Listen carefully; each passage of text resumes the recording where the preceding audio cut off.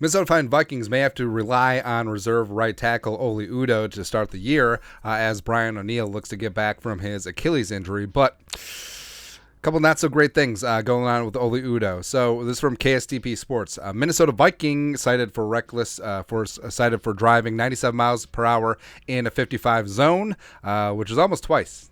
Almost. Reckless driving, blah, blah, blah. So this is what KSTP wrote. Oli Udoh was cited 3 different times in May for driving violations, including allegedly speeding 97 miles per hour in a 55-mile-an-hour zone. Olisi Udoh, who goes by Oli Udoh, was cited on 2 different days for speeding and a third for reckless driving, according to court records. The first citation was issued just before 8 p.m. on May 4th. It's alleged Udoh was driving 97 in a 55 on I-94 near 61 in St. Paul.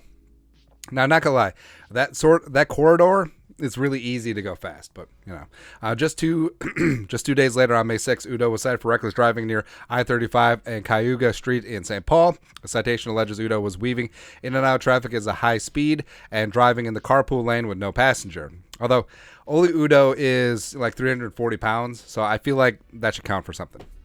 On May 25th, Udoh received a third traffic citation around 1 p.m. in the afternoon. Court records state Udoh went from the ramp to the far left lane on Highway 77, driving 64 miles an hour in a 55-mile-an-hour zone.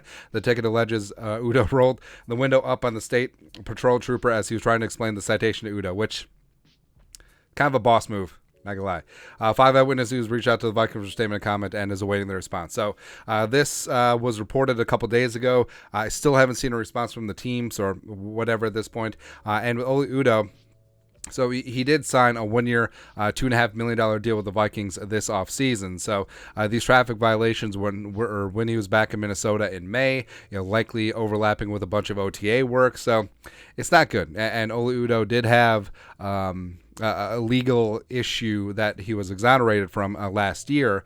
But, I mean, 3 separate instances of traffic violations, probably not a good look at this stage, as well as looking at the Vikings offensive line depth. So, yeah, Brian O'Neill is going to be the starting right tackle, but Achilles issues are issues. And the fact that he's coming off of surgery and he had his Achilles partially torn so late in the season, the Vikings may have to rely on Oli Udoh through training camp preseason and maybe even to start the season. So either way, I mean, after getting the new contract, this ain't good. This certainly is not a good look, and hopefully he can take these as learning, time here, and move past this, because you can't have this. Like, it may seem minor and trivial in the grand scheme of things, but when you represent that team that's on your chest, can't have this happen, man.